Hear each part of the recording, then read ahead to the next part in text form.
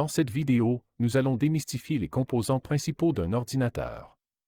Le boîtier. La carte mère. Le boîtier d'alimentation. La mémoire vive. Le processeur mathématique.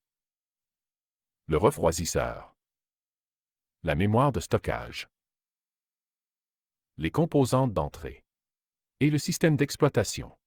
Avant de commencer à parler des éléments d'informatique, nous devons distinguer les nomenclatures. Le système d'information utilisé par un ordinateur standard est appelé le binaire. En binaire, la plus petite information s'appelle un bit. On donne la valeur de 1 à un bit quand le courant électrique passe et la valeur 0 quand le courant électrique ne passe pas. Un octet, c'est 8 bits. Un kibi-octet, c'est 1024 octets. Un mébi-octet, c'est 1024 kibi-octets. Finalement, un GB-octet, c'est 1024 mébi-octets. Pour des raisons de simplification, le marketing utilise le système décimal et non le système binaire, ce qui porte totalement à confusion. Dans l'esprit de ceux qui ne comprennent pas le binaire cependant, c'est plus facile à comprendre. Le boîtier est un composant qui existe pour protéger l'ordinateur. Parfois, on embellit l'ordinateur en lui donnant un style lumineux. En réalité, le boîtier n'a qu'une seule fonction réelle, protéger ses composants et faciliter l'accès à ces derniers. Un boîtier peut toutefois limiter la quantité d'air disponible pour refroidir les composants. Vous devez donc choisir un boîtier qui permet une bonne circulation d'air. La composante la plus importante. Sans elle, pas d'ordinateur. La carte mère relie tous les composants ensemble et s'assure qu'ils peuvent communiquer entre eux. Elle comprend environ 4 mégaoctets de mémoire dans laquelle est stockées les instructions pour initialiser les différents composants de l'ordinateur et s'assurer que tout est branché et fonctionne correctement. Ces instructions sont exécutées dans le poste. Ce sont les premières opérations effectuées par la carte mère. C'est l'initialisation des composants et la vérification de ceux-ci. Dans le monde des ordinateurs personnels, les cartes maîtresses sont divisées en deux grandes catégories. Intel et AMD. Ce sont deux opposants dans la course effrénée de la technologie. Autrefois, Intel avait la cote pour tout ce qui était scientifique et calcul en virgule flottante et AMD avait la cote pour tout ce qui était jeux et graphique.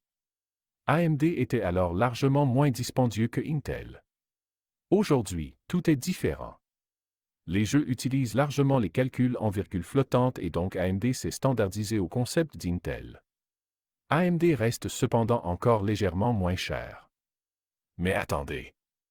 Intel et AMD sont des compagnies de processeurs. Pourquoi y a-t-il des cartes maîtresses Intel et AMD? Nous avons dit que la carte maîtresse reliait les composants ensemble et prenait en charge la communication avec ceux-ci. Or, on ne parle pas à un processeur Intel de la même manière que l'on parle à un processeur AMD. Il leur faut donc des cartes mères dédiées. La première étape avant de procéder à l'achat d'un ordinateur est donc de décider si l'on veut être du côté des bleus ou des rouges. Que la force soit avec toi, jeune Padawan. Il y aurait beaucoup à dire sur le boîtier d'alimentation. Cette composante régularise le courant de votre ordinateur. C'est sans doute la pièce sur laquelle vous devez le moins possible lessiner sur la qualité. Un boîtier d'alimentation régularise le courant au dixième de volt près. Un mauvais courant de quelques dixièmes de volt et votre ordinateur rendra l'âme après seulement quelques mois d'utilisation. Le boîtier d'alimentation décide littéralement de la longévité de votre ordinateur. Sa mort précipitée pourrait littéralement emporter avec lui, dans sa mort, d'autres composants. Après tout, l'alimentation c'est important. Le boîtier d'alimentation fournit généralement deux types de courants. 12 volts, moins 12 volts et 5 volts. Le 5 volts est utilisé pour les composants de masse comme les disques rigides, les SSD, les lecteurs optiques et les ports USB. Le 12 volts quant à lui est utilisé pour la carte maîtresse, le processeur, les cartes graphiques et autres cartes d'expansion. La RAM est le type de mémoire qui contient les informations actuelles et temporaires. Lorsque l'ordinateur est éteint, la RAM est vide. Elle ne peut pas conserver d'informations lorsqu'il n'y a pas de courant. De plus, la RAM est très sensible aux fluctuations de courant. Si le courant fluctue de seulement un dixième de volt, on risque l'écran bleu de la mort ou encore le gel complet de l'ordinateur. Si cela arrive fréquemment, on doit penser à valider le courant du boîtier d'alimentation car une RAM défectueuse est quelque chose de plutôt rare. La vitesse de la mémoire RAM est d'environ 64 gigabits par seconde. Le processeur mathématique est le composant qui fait tous les calculs et qui transfère l'information d'un composant à l'autre. Un processeur peut contenir des milliards de transistors. Intel peut graver plus de 160 millions de transistors par millimètre carré.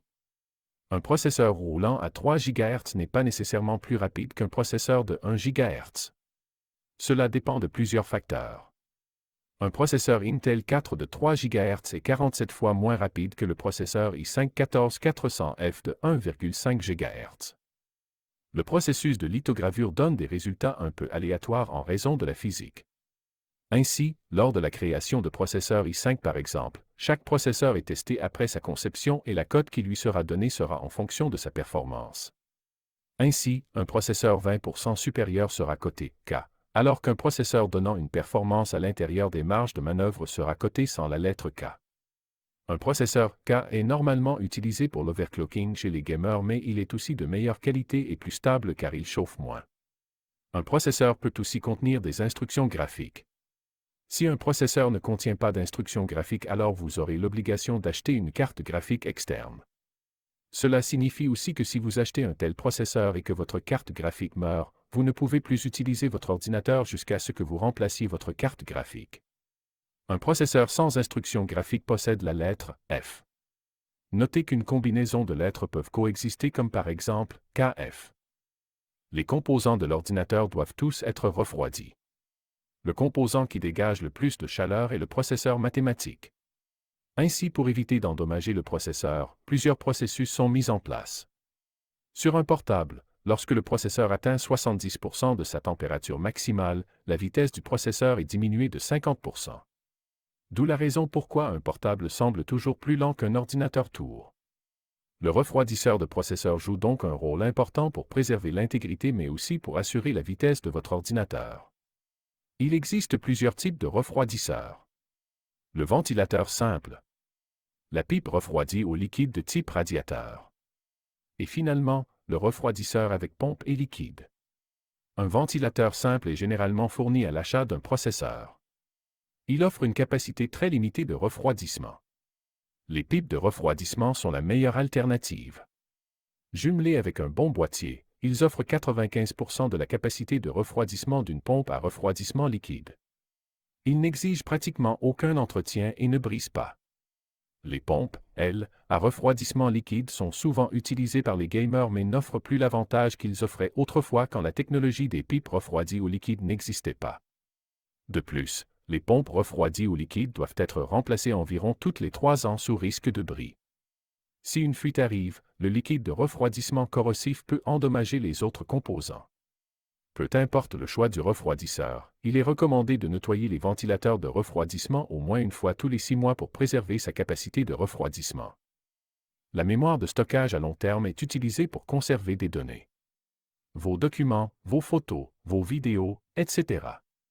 Il existe 2 types de stockage à long terme. Les mémoires de travail, qui permettent de travailler directement sur le support. Et les mémoires de stockage simples sur lesquelles on ne devrait pas travailler directement.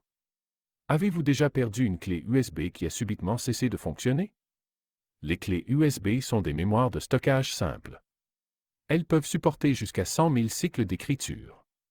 Si vous y copiez un fichier, cela correspond à un cycle d'écriture. Si vous ouvrez un document Word sur ce dernier, Word pourra alors inscrire des centaines de fichiers temporaires correspondant à des centaines de cycles d'écriture. Cela diminuera considérablement la durée de vie de votre clé USB. Parmi les supports de stockage simples, mentionnons les clés USB, les cartes SD et les bandes magnétiques. Les supports de stockage de travail incluent les disques durs, les SSD ou M2 et les NVMe. Les disques durs sont des éléments avec des plateaux rotatifs. Ils ont l'avantage d'être peu dispendieux et de pouvoir contenir une grande quantité de données. Leur vitesse varie de 80 mégabits par seconde à environ 120 mégabits par seconde. Les SSD ne contiennent aucune pièce mobile et la vitesse est grandement augmentée. On parle environ 600 mégabits par seconde. Le bus des SSD, sur la carte mère, est le même que celui utilisé pour les disques durs. La vitesse des SSD est donc limitée par le bus. Pour cette raison, une mémoire pratiquement identique aux SSD, les NVMe, a été inventé et utilise un bus dédié sur la carte mère. Les derniers NVMe peuvent atteindre des vitesses d'environ 9000 mégabits par seconde, c'est-à-dire 9 gigaoctets par seconde. Ils sont cependant assez dispendieux en termes de dollars par gigabit.